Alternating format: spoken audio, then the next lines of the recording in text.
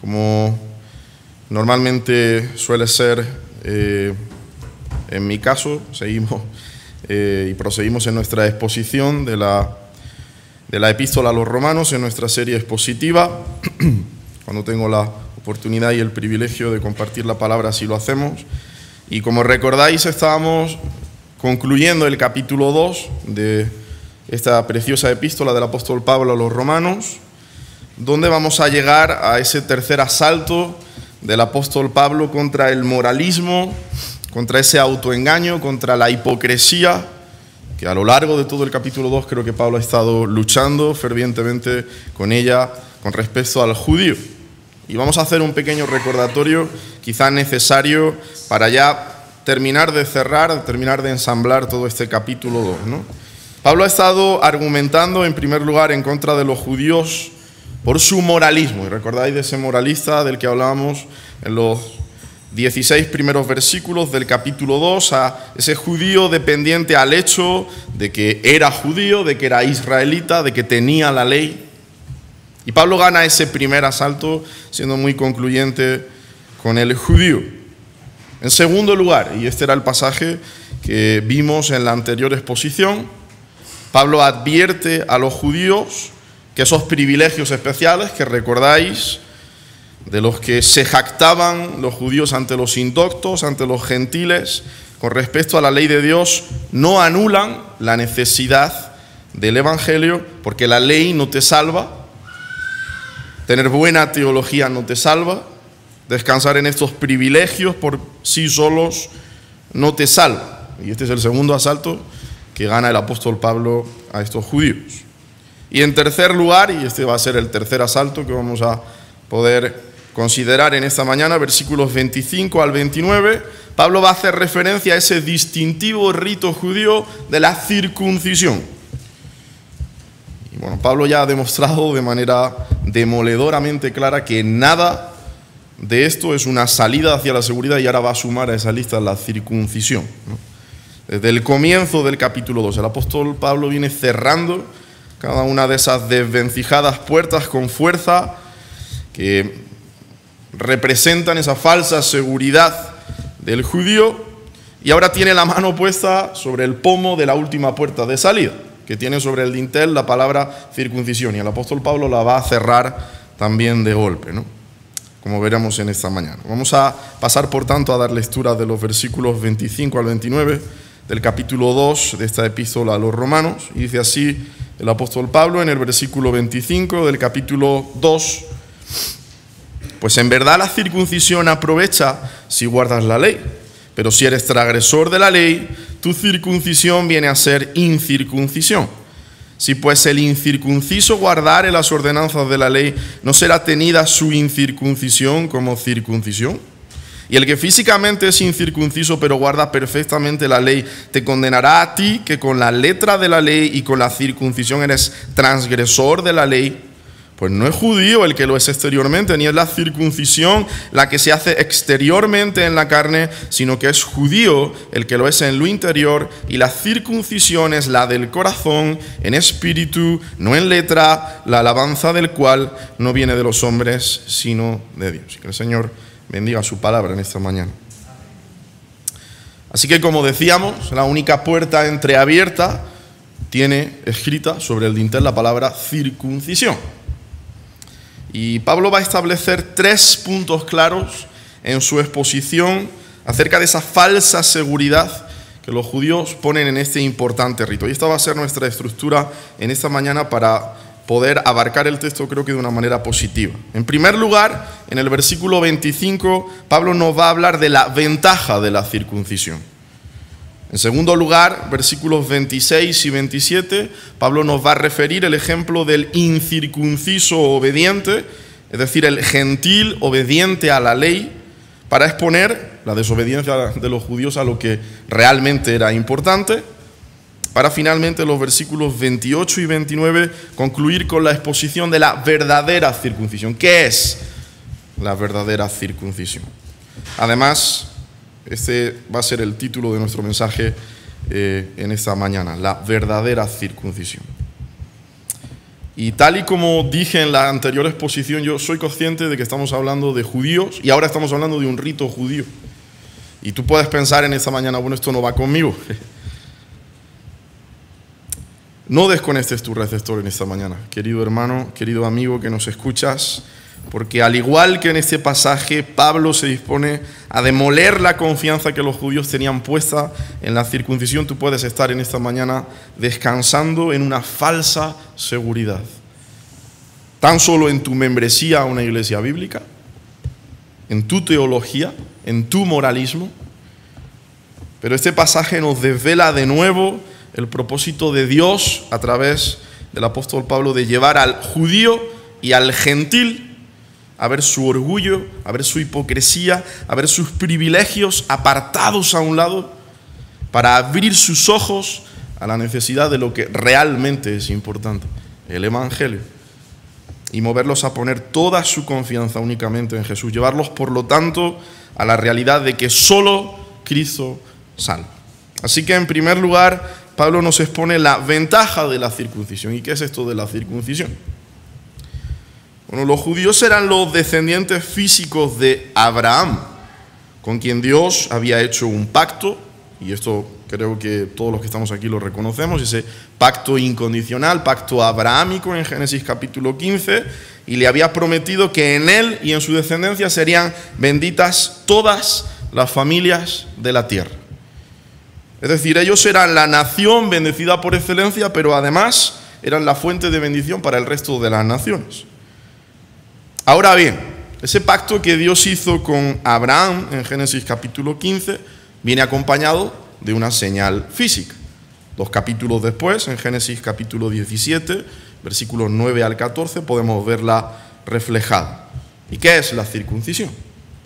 La circuncisión es un ritual consistente en quitar el prepucio del órgano reproductor masculino al varón judío al 8º día de haber nacido, como símbolo, y quedaros bien con ese término, como símbolo de ese pacto entre Dios y Abraham. Y de ese modo, ese varón venía a formar parte de la comunidad del pacto del pueblo de Dios. Hasta aquí creo que estamos todos de acuerdo. Y es que los judíos consideraban que la circuncisión se establecía entre los primeros mandamientos de la Torá, del Pentateuco, y había de ser cumplido también por quien se convirtiera a ella, lo que incluía a los prosélitos. De manera que el cumplimiento de la ley, y aquí empieza el problema, por el que los judíos pensaban alcanzar la justificación, y eso lo tenían claro, delante de Dios, y esto ya, como vemos, es errático, ¿no? Aquí radica el problema. Comenzaba necesariamente por la circuncisión, ritual en el que el judío comenzaba a cumplir la ley. Por tanto, ¿cuál es la condición? Justamente, ¿cuál es la base o el principio para el judío del que depende la salvación? Uno bastante importante era la circuncisión.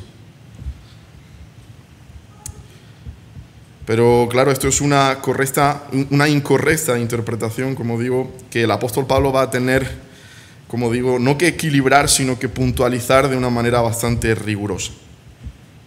Así que lo que Pablo destaca en este pasaje de Romanos, y es importante el énfasis que el apóstol Pablo hace aquí, es que la circuncisión era inicialmente un sello, era un símbolo del pacto de Dios con Abraham. No se trataba más que de eso, de una señal. Porque ¿cuál es el factor importante? ¿El pacto o la señal del pacto? Y ellos estaban intercambiando conceptos.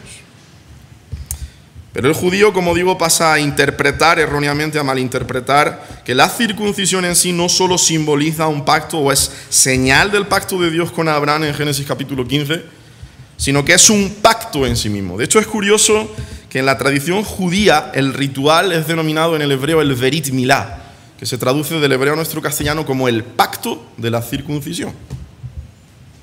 Pero si el pacto es el que aparece en Génesis capítulo 15, y la señal del pacto es la reflejada en Génesis capítulo 17.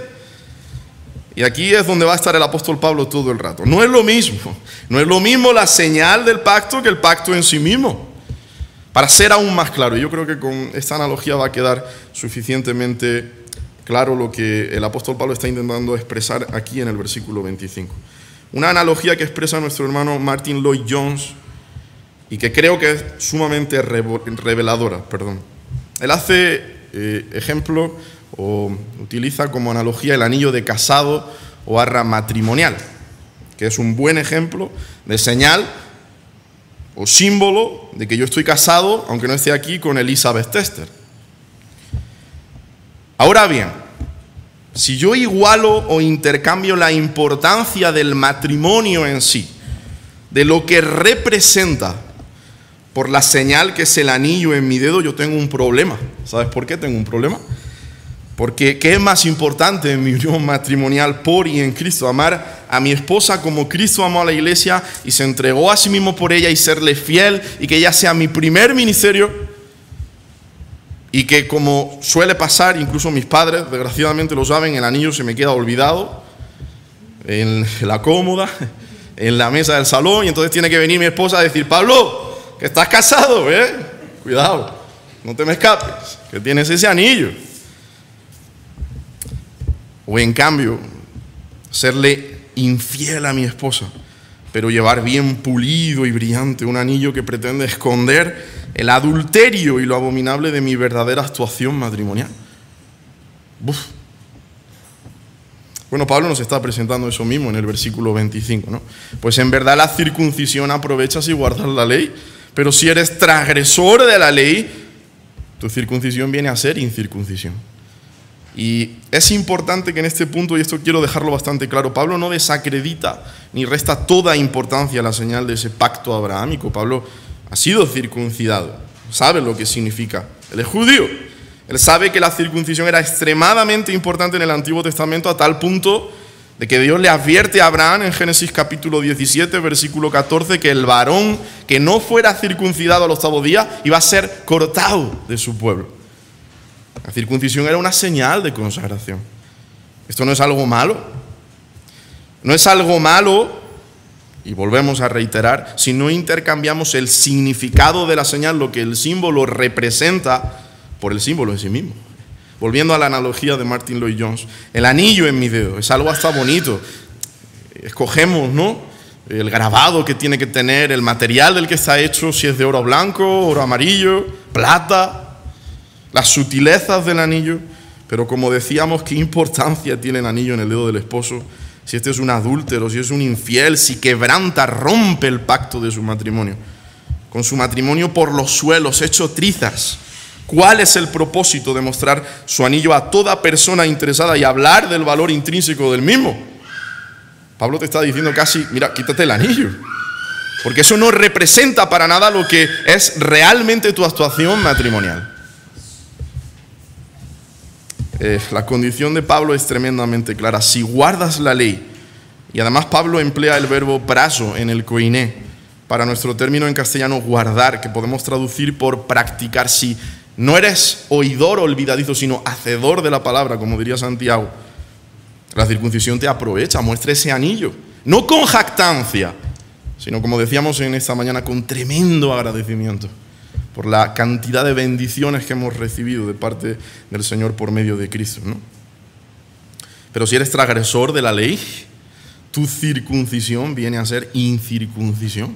Obviamente la señal física no se va a revertir, pero ¿qué está representando eso?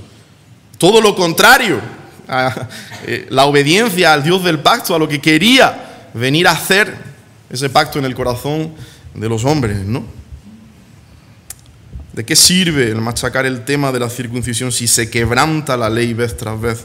Porque si se rompe el pacto, el sello también queda roto, no tiene valor intrínseco de por sí. Ellos habían malinterpretado los privilegios que tenían, ellos no estaban entendiendo el significado de esas bendiciones, veían sus privilegios como una especie de refugio que los protegía de la justicia de Dios. Nosotros no podemos ser condenados, decían ellos, porque tenemos la ley y encima tenemos la circuncisión. De hecho, hay un escritor judío que decía que Abraham estaba a las puertas del infierno para impedir que fueran arrojados allí los circuncidados. Bueno, Abraham no está a las puertas del infierno, ya te lo puedo asegurar, ¿no? era un seguro de vida eterna. Era un seguro de vida eterna para los judíos. Pero Pablo va a destruir cualquier falsa seguridad que el judío ponga aquí, haciéndoles culpables de romper la ley de Dios, que debería de ser evidentemente cumplida en las vidas de los que con tanta vehemencia aludían a que eran el pueblo escogido, a que eran favoritos de parte de Dios, por esa señal externa. Y Pablo va a la yugular del judío, porque enfatiza que si ellos son incumplidores, si son transgresores de la ley, esto tuvo que dolerles, Esto tuvo que dolerles, porque les llama a lo que ellos nunca querrían ser llamados. Tú vienes a ser un gentil, porque el gentil era el incircunciso. Tú vienes a ser como un gentil, estás en el mismo punto a pesar de tener una mayor revelación de parte de Dios para tu corazón. Y es que el verdadero propósito de la circuncisión se centra justamente en expresar externamente la realidad de un corazón circuncidado, obediente a Dios, desde dentro y hacia afuera, desde lo interior y hasta lo exterior. Y esto no es una novedad paulina, no es un mensaje nuevo de parte de Pablo. Recordemos la exhortación divina al pueblo circunciso pero desobediente ya, de parte de Dios en boca de Moisés en Deuteronomio capítulo 10, versículo 16. Circuncidad pues el prepucio de vuestro corazón y no endurezcáis más vuestra cerviz. Y hablábamos justamente de esa expresión hebrea hace relativamente poco, lo que significaba esto de endurecer la cerviz, ¿no? Y hacíamos referencia a ese animal que tiene que cargar un yugo, pero que endurece su cuello, y entonces pasa dos cosas: que la actividad que tiene que realizar, para lo que justamente ese animal sirve, ya no está siendo ejecutada correctamente porque no está llevando el yugo correctamente por causa de su terquedad, pero es que además se está haciendo daño a sí mismo. Se está haciendo daño a sí mismo por su desobediencia. Y es que hay una conexión justamente entre la circuncisión y la obediencia. Este pueblo era circunciso en la carne, pero no en el corazón. Eran obedientes al símbolo, pero no a lo que significa el símbolo. Eran desobedientes a los mandatos de Dios, eran desleales al Dios del pacto, eran duros de cerviz, un cuello duro que no desea llevar ese yugo fácil, esa carga ligera, porque su corazón, y es ahí donde está el problema, es duro, su corazón de piedra. Como dice nuestro hermano Sugel Michelin, y casi lo resume en una fórmula matemática que creo que puede ser bastante clara para concluir ese versículo 25, circuncisión menos lealtad y obediencia a Dios es igual a incircuncisión. Y eso es lo que Pablo está diciendo, creo que de manera bastante clara en el versículo 25. Circuncisión menos lealtad y obediencia a Dios es igual a incircuncisión. En segundo lugar, versículos 26 y 27, Pablo nos refiere el ejemplo del incircunciso obediente para exponer la desobediencia de los judíos a lo que realmente es importante. Bueno, si la anterior enseñanza debió de resultar chocante a los judíos, la que expone ahora el apóstol tiene que haber sido 1000 veces más incómoda de escuchar. Porque Pablo adelanta la hipótesis de que un gentil obediente al mandato de Dios mostraría el verdadero sentido de la circuncisión a pesar de su condición de advenedizo, de extranjero, mientras que un judío, por causa de su desobediencia, como acaba diciendo en el versículo 27, eres transgresor de la ley, lo desvirtuaría. Como vemos en el versículo 26 y 27, si pues el incircunciso guardare las ordenanzas de la ley, no será tenida su incircuncisión como circuncisión, y el que físicamente es incircunciso pero guarda perfectamente la ley, te condenará a ti, que con la letra de la ley y con la circuncisión eras transgresor de la ley. ¿Y por qué hablamos de una hipótesis? Porque yo he dicho que Pablo adelanta una hipótesis. Bueno, porque evidentemente el hecho de esperar la justificación tan solo por el cumplimiento perfecto de la ley no te va a llevar sino a la muerte. ¿Sabes por qué? Porque no la vas a cumplir perfectamente. De hecho, Santiago nos dice en su epístola que si nos atrevemos a intentarlo, seamos conscientes de que si transgredes la ley en un punto, aunque a ti te parezca el más pequeñito, tú lo incumples y te haces culpable de todos los mandamientos de la ley, de todos ellos, como el eslabón de una cadena. Tú rompes ese eslabón y rompes toda la cadena. Por ello entendemos teológicamente que el apóstol se ubica en una hipótesis, porque solo hay un justo, y creo que se ha dejado claro en esta mañana en mayúsculas, que nos imputa su justicia, tan solo por gracia a los que creemos, y así podemos acercarnos a un Dios perfectamente justo. Sin esto era imposible para injustos y pecadores contemplar su gloria. Por eso muy consecuentemente Pablo dice en Romanos 3:26, a fin de que Él sea el justo y el que justifica al que es de la fe de Jesús. Así que, reformulando el versículo 26, y para que lo entendamos bajo esa última premisa, el apóstol estaría diciendo, ¿qué sucede si una persona gentil, es decir, alguien que no pertenece a la nación de Israel, que no ha sido físicamente circuncidado, qué ocurre si se arrepiente de sus pecados y ahora manifiesta una vida de fe y obediencia al Dios vivo y verdadero? Y Pablo responde que delante de Dios deja de ser incircunciso. ¿Sabes por qué? Porque él sí manifiesta en su vida la realidad de lo que la circuncisión significa. Claro, ese es el argumento principal de Pablo.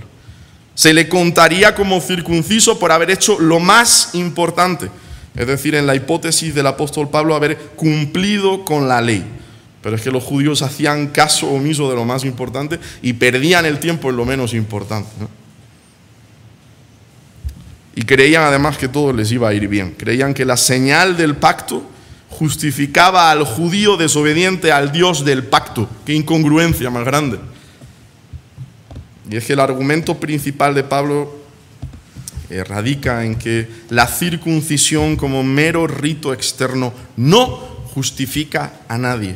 De modo que un gentil de vida ejemplar, lleno del deseo de conocer y servir al Señor, podría incluso juzgar al judío circunciso en la carne, pero no en su corazón. Y es que la posesión de la letra de la ley y de la circuncisión no solo no justifica, sino que dice Pablo condena, ya que el que la posee, si es desobediente, si es duro de corazón, peca contra la luz e invalida sus propias pretensiones.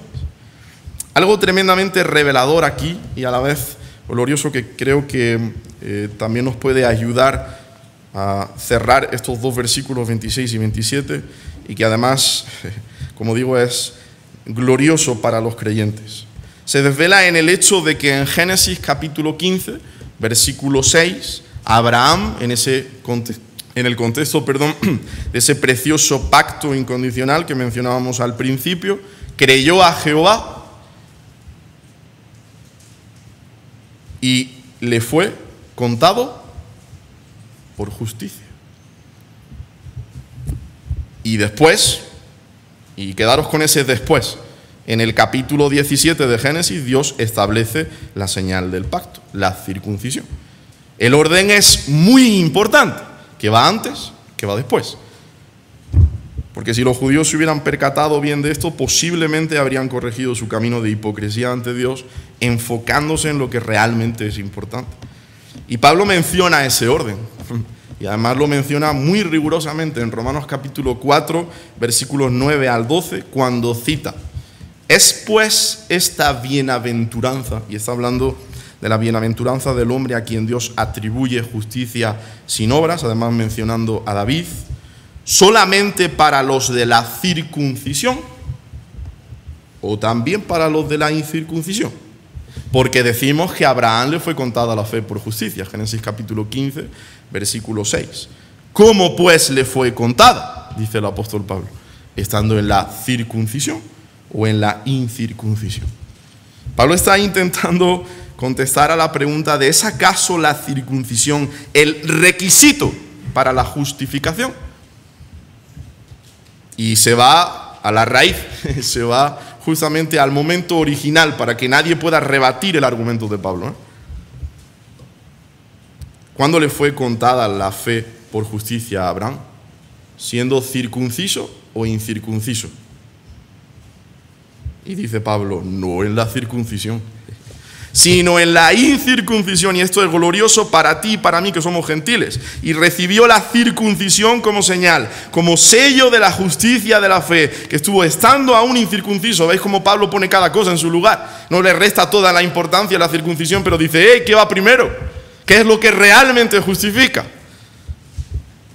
como sello de la justicia de la fe que tuvo, estando aún incircunciso, para que fuese padre de todos los creyentes no circuncidados, a fin de que también a ellos la fe les sea contada por justicia, y padre de la circuncisión para los que no solamente son de la circuncisión, sino que también siguen las pisadas de la fe que tuvo nuestro padre Abraham antes de ser circuncidado, que es por tanto lo que realmente justifica.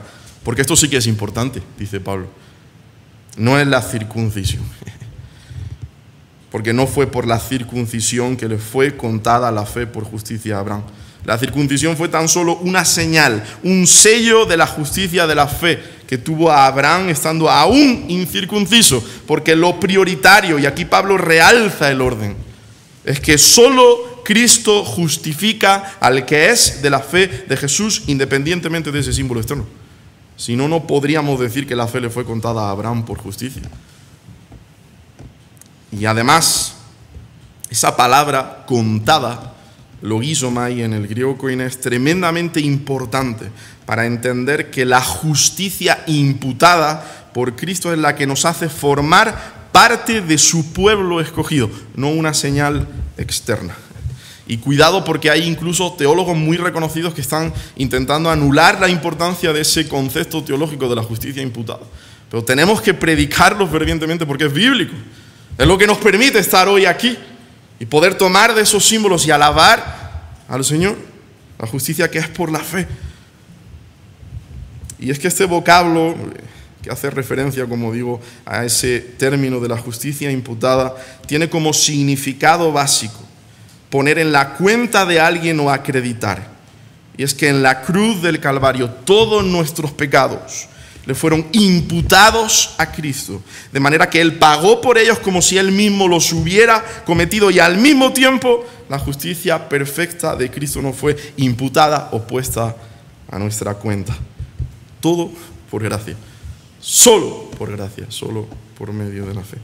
Y Abraham fue justificado, fue salvo a crédito, como todos los fieles del Antiguo Testamento, porque en aquella cruz Cristo estaba pagando por los pecados de los que conforman su pueblo escogido desde antes de la fundación del mundo, de tal manera que somos llevados como justos, siendo injustos, ante un Dios justo por medio del justo en mayúsculas.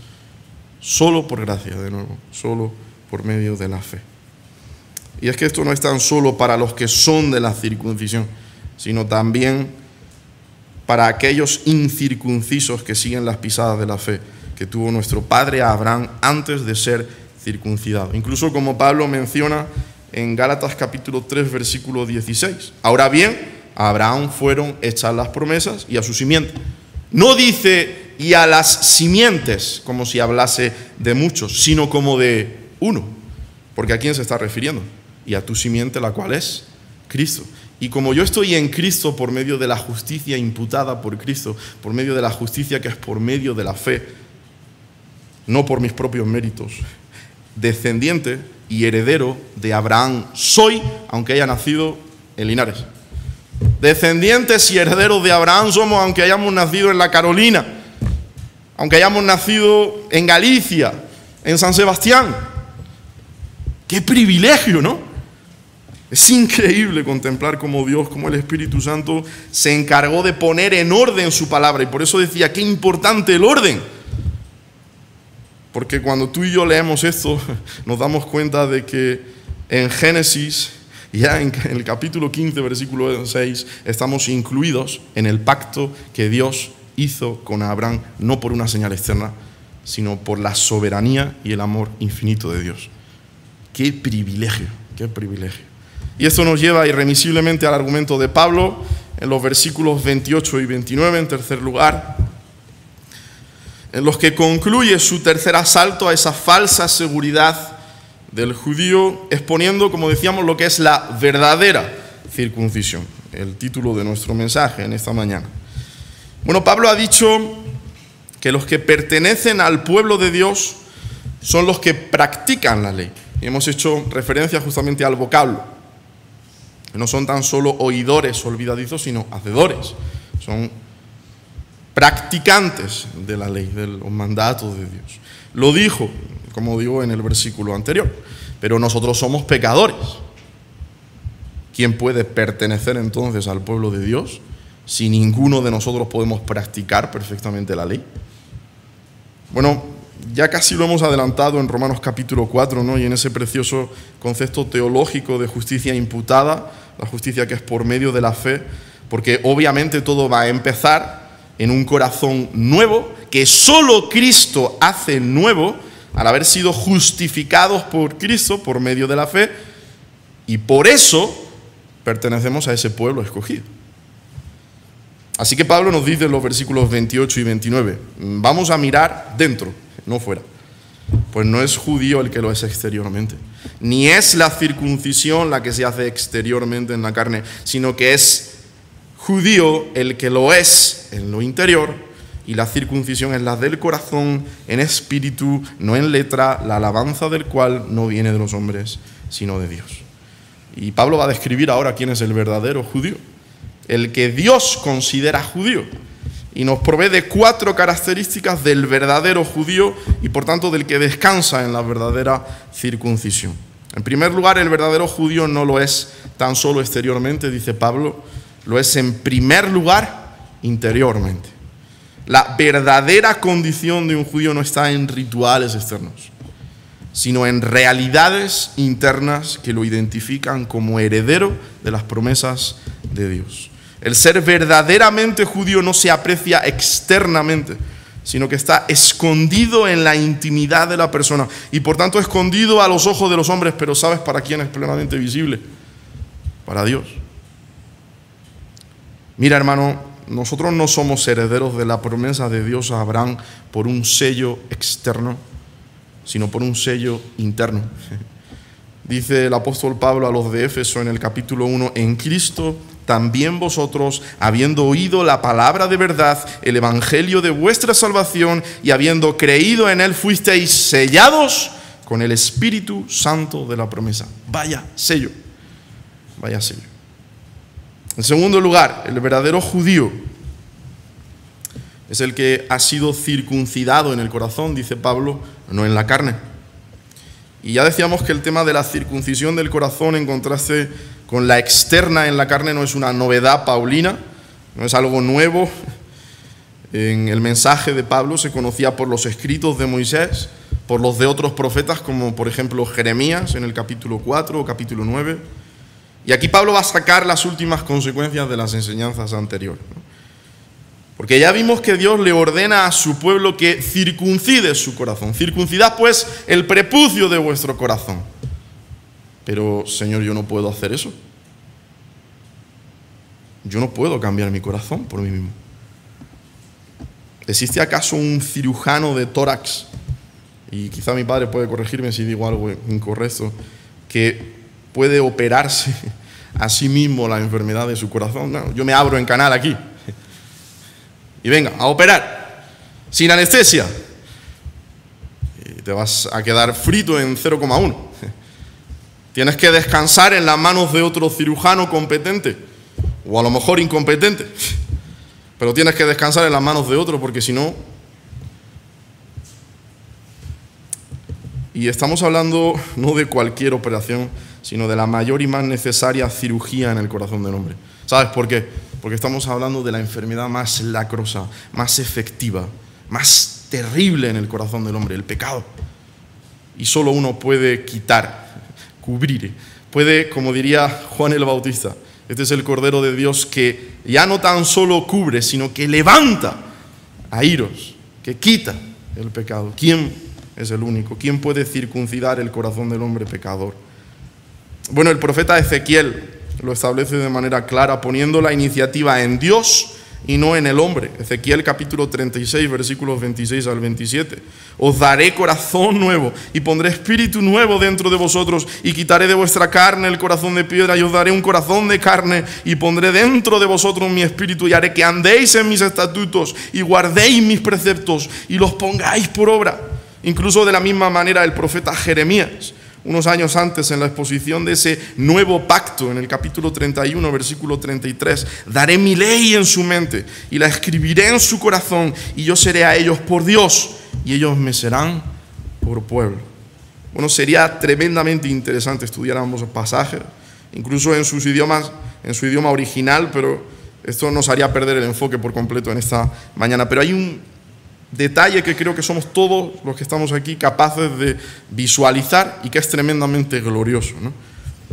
Todos los verbos que se emplean en ambos versículos, en Ezequiel 36 y en Jeremías 31, en el hebreo tienen un solo sujeto omitido. Y hasta donde yo estudié, incluso en primaria, el sujeto de la oración es el que realiza la acción, ¿no? ¿Y quién es el sujeto que puede darnos un corazón nuevo? Que puede poner un espíritu nuevo dentro de nosotros, que puede quitar de nuestra carne el corazón de piedra, darnos un corazón de carne.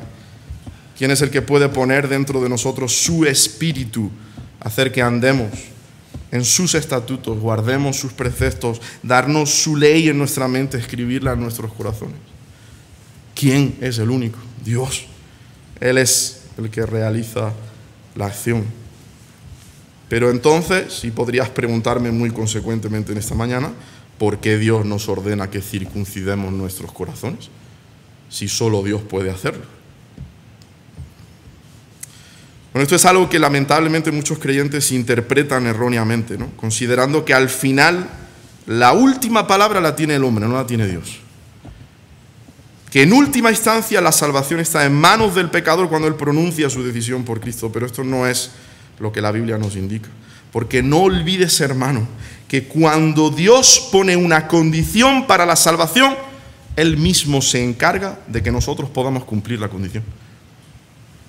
Dios ordena circuncidar nuestros corazones, ¿sabes para qué? Para que viendo nuestra insuficiencia nos acojamos a su gracia omnipotente, sabiendo que solo Él puede llevar a cabo esa cirugía de corazón abierto. Solo Él. Así que cuidado, hermanos, con nuestra jactancia en la fe o incluso en el bautismo. Y hay hermanos que algunos he podido escuchar desgraciadamente, no, yo es que creí, yo di testimonio público de mi fe, yo me bauticé, pero después están andando completamente alejados con respecto a los mandatos de Dios y a su palabra. Cuidado, incluso si lo estamos haciendo bien, entre comillas, porque no es así, en un servidor el primero, pero si estamos luchando y estamos intentando vivir una vida coherente, no perfecta, pero sí coherente con respecto a la palabra de Dios, ni ahí nos podemos jactar, hermanos. Porque si tú has creído, si te has arrepentido y por ende has recibido el bautismo y hoy vives por y para Él, todo eso es un regalo de gracia. No hay de qué jactarse. Si alguien quiere jactarse de algo, si alguien quiere gloriarse de algo, que se gloríe en Cristo. No hay de qué jactarse, porque incluso por desgracia, como digo, hay muchos que se llaman creyentes bautizados, pero viven totalmente lejos de Dios, creyendo que en el día en el que comparezcan ante Dios, el bautismo o aquel día que di testimonio público de mi fe o mi membresía a la iglesia de la Zarzuela, todo eso te va a salvar. Pero Pablo dice que no, que eso no te salva. Si no vives consecuente a esa fe que dices, testificaste públicamente de ella hace años, pero ahora vives lejos de esa fe.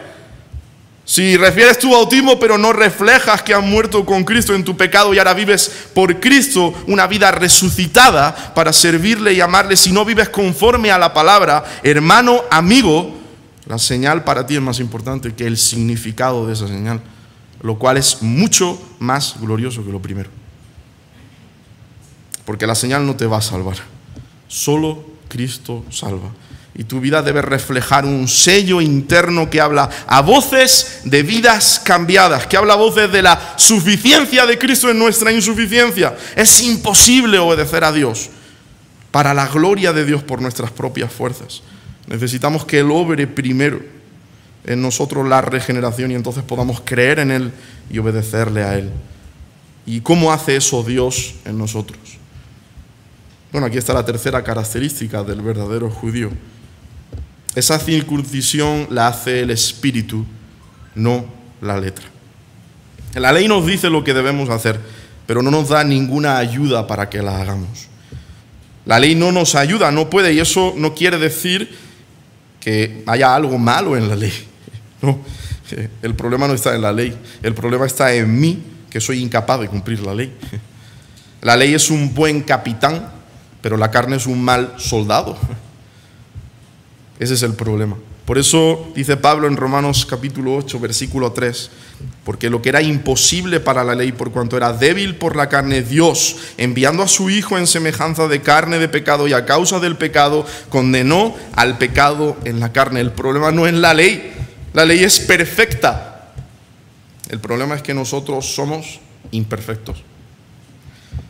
Así que lo que la ley no puede hacer, Dios lo hace por su Espíritu, que transforma nuestro corazón esclavizado al pecado y nos da un nuevo corazón que se mueve hacia Dios para que podamos creer en Él y para que podamos obedecerle a Él con sinceridad de corazón. Dios transfiere la justicia perfecta de Cristo a nosotros y ahora Dios nos ve como si nosotros hubiéramos cumplido perfectamente la ley. ¿Sabes por medio de quién? Del que sí cumplió perfectamente la ley. Y no solo eso, sino que nos perfecciona y moldea para que ahora nosotros también podamos obedecer la ley, no perfectamente, pero sí genuinamente. Por eso dice Pablo muy consecuentemente en la primera parte del versículo 26 de Romanos capítulo 8, como veis estoy deseando llegar al capítulo 8, y de igual manera el Espíritu nos ayuda en nuestra debilidad. Sí, somos débiles, somos frágiles, somos imperfectos por causa de nuestro pecado, pero el pecado ya no se va a enseñorear más de nosotros. No es mi dueño y señor. Ya no estoy bajo la ley del pecado y de la muerte, sino bajo la ley del Espíritu de vida en Cristo, dice Pablo en Romanos 8:2, porque la ley del Espíritu de vida en Cristo Jesús me ha librado de la ley del pecado y de la muerte. Mi patria ya no es este mundo, no es el pecado, Él no tiene nada más conmigo. Como cantaba y escuchaba desde muy pequeñito, fue la primera canción que aprendí a tocar con la guitarra. Esa canción de Jordi Roy, soy extranjero en la tierra, no soy de aquí, ciudadano del cielo yo soy, voy hacia allí. Esa es nuestra patria, hermanos. Y finalmente, y con eso concluimos nuestro mensaje, el verdadero judío, dice Pablo como última característica, recibe su aprobación de Dios, no de los hombres. Última parte del versículo 29, la alabanza del cual no viene de los hombres, sino de Dios. Y Pablo va a finalizar esta sección valiéndose de un juego de palabras en el hebreo basado sobre este significado. La palabra judío se deriva en el hebreo del nombre Judá. ¿Y Judá qué significa en el hebreo? Alabanza. Así que Pablo argumenta en este juego de palabras que solo el verdadero judío de corazón recibirá la alabanza de Dios, por muy estimado que sea el judío carnal dentro de su nación. Dicho de otra manera, el que va a recibir la alabanza de Dios es el que hace honor a su nombre. Claro. Porque ese es el principal propósito del hombre, darle toda la gloria y toda la alabanza a Dios. Pero los hombres se glorían en lo que otros aprueban de su vida religiosa, de su vida moral. El hombre se gloría en cosas externas, la circuncisión, las buenas obras.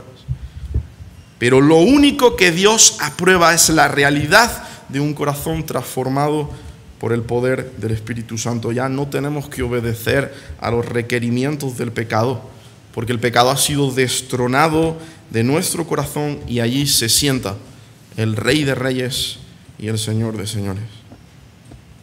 Creo que el mensaje a lo largo de todo el capítulo 2 sé que ha sido duro y hemos estado intentando examinarlo de manera rigurosa, pero sé que ha sido un pasaje duro, ¿no? Quizás para cada uno de nosotros a nivel de examinarnos delante de la palabra, delante del Señor, ¿no? Pero ha sido claro para los creyentes en Cristo Jesús a no descansar más en ti, ni en tus privilegios especiales, ni en tu suficiencia, ni en tu moralismo, porque eso, ¿sabes?, no fue lo que te salvó. Solo Cristo es una de las 5 solas de la Reforma del siglo XVI. Solo Cristo. Es suficiente. Solo Cristo. Solo en Él encontramos todo lo que necesitamos. Él es suficiente, para nuestras vidas. Por ello, el motivo de tu alabanza no eres tú, sino que cada segundo de tu vida es Cristo, porque nadie más que Él nos libró del dominio de las tinieblas y nos trasladó a su reino glorioso, solo por gracia, solo por medio de la fe. Y si tú estás aquí sin Cristo en esta mañana, amigo mío, no sigas tratando de hacer lo que tú no vas a poder hacer de ninguna manera. No descanses en ritos externos para aparentar ante los hombres algo que tú todavía no eres si no has descansado solo en Cristo. Él es el único que puede darte un corazón nuevo y proveerte de una vida que ahora sí puede y debe obedecerle en todo, de tal manera que Él venga a ser tu dueño absoluto y Señor. El único motivo de tu alabanza, el único del que debes esperar tu aprobación. Deja de esperar la aprobación de un mundo desaprobado por Dios y ven a buscar la aprobación del único que puede dártela ante un Dios perfecto. El único que te hace apto es Cristo. Es el único que te hace apto ante Dios. Es el único. Tú necesitas una cirugía de corazón abierto que solo Dios puede llevar a cabo por medio de su Espíritu. Así que, como cantamos, ven a Él, pecador, que te espera tu buen Salvador. A Él sea la gloria en esta mañana.